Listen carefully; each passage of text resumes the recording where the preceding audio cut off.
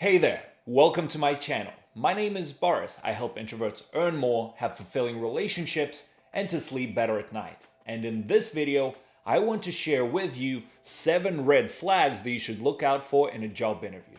Knowing these red flags and spotting them during an interview can save you a lot of heartache, like getting stuck in a contract with a company that you absolutely hate, or being in a work environment that is so toxic that it just sucks all life and happiness out of you. And I should preface this by saying that not all red flags are created equal. Some might be like a 2 out of 10, so it's not nice, but it's not a deal breaker.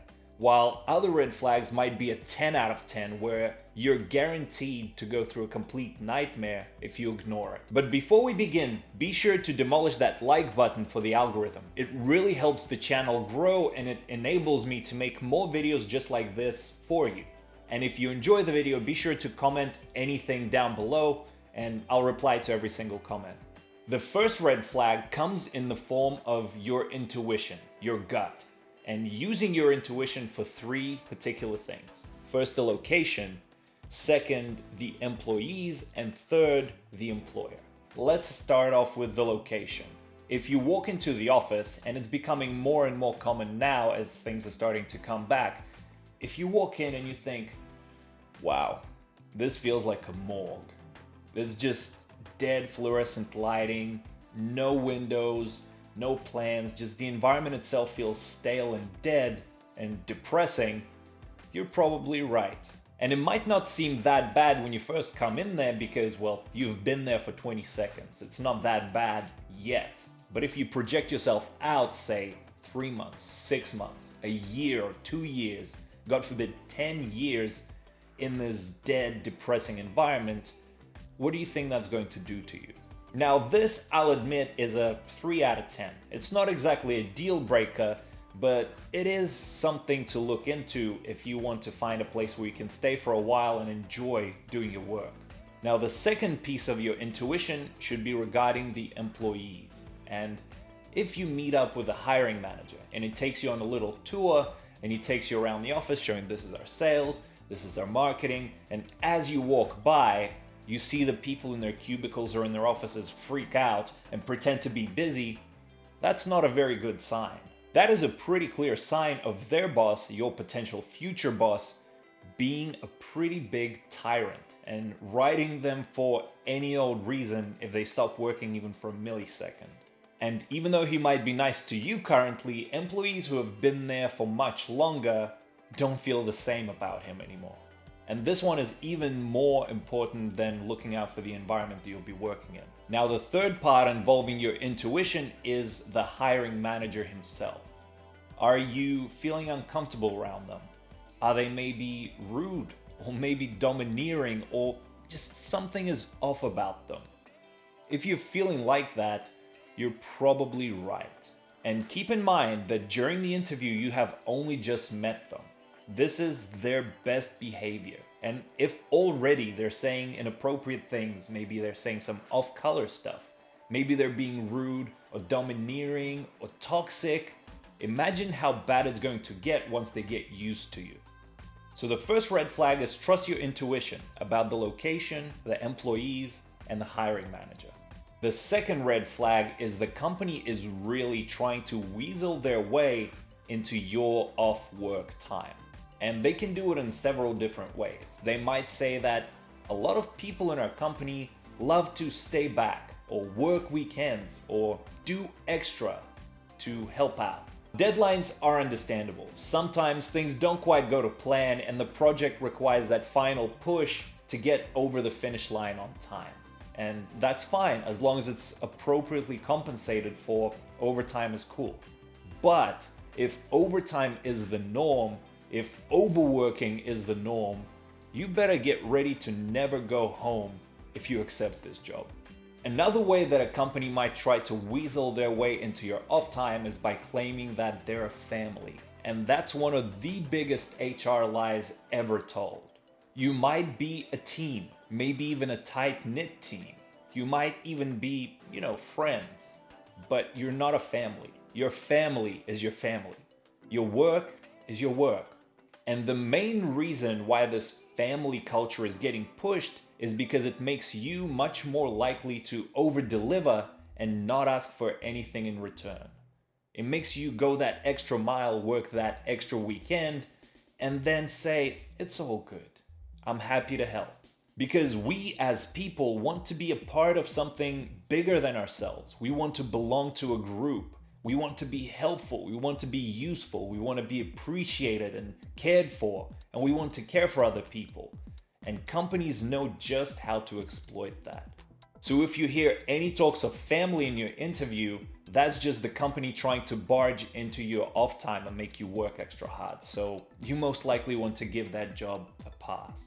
Now, the third is if the job position or the salary that is shown on the job listing doesn't match what is discussed in the interview or what is offered to you afterwards. And I think it goes without saying that if you apply for some 65K a year middle level job, but when you come to the interview it turns into a 40K a year junior level job, you probably should get the heck out of there as soon as you can. And they might give you different reasons for why you should take that job. And they might bargain with you and tell you it's fine, you'll take this junior position for a short amount of time and then you'll be quickly promoted to that position that you applied for. And maybe they'll even sound very persuasive and fair in the moment. But that is just insult to injury. There is literally no reason at all for you to give up your time, your earnings, and essentially going backwards in your career for a company that would do that.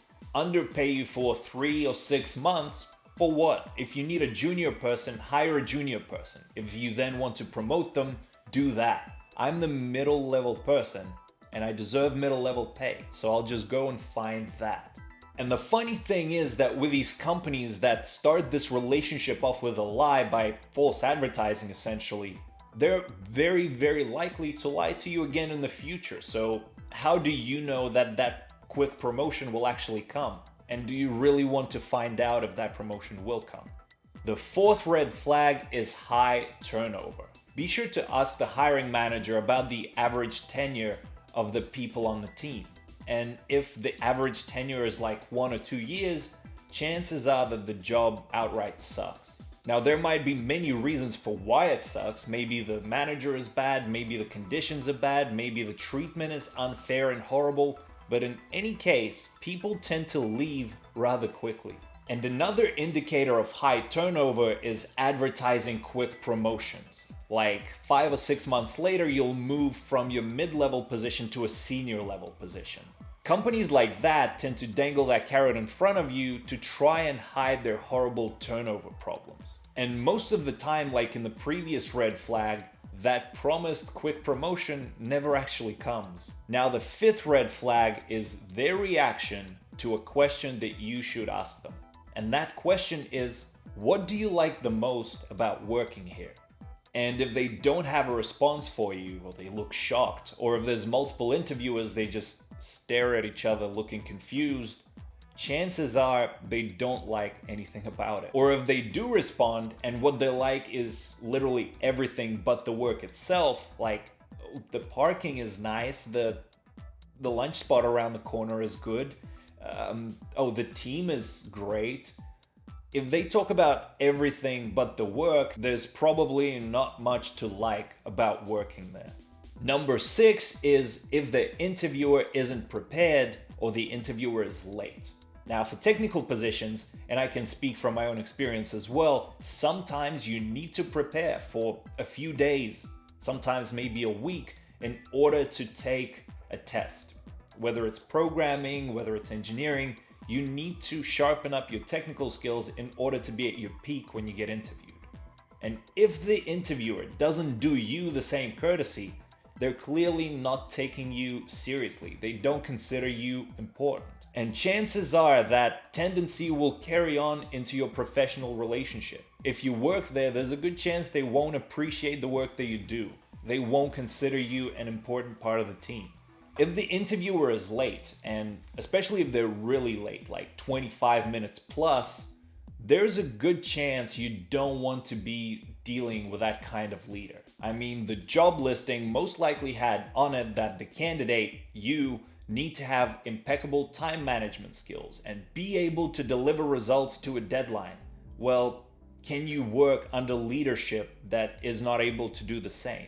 And at the most basic level, do you want to work under someone who doesn't respect your time? Number 7 is if the interviewer doesn't have a clear understanding of what your job description is. Or if you have multiple interviews, each person you interview with tells you a completely different story for what your day would look like, what your responsibilities would be. And this red flag could indicate a couple of unpleasant possibilities. Either the company at the organizational level doesn't know what the heck it's doing and it's just completely in chaos, or each of the higher-ups has a different idea of what this position is going to be responsible for, and that would make them much more likely to try to pull you in different directions because they expect completely different things from you. In companies like that, it can get really difficult to figure out who is responsible for doing certain things, who should be doing what.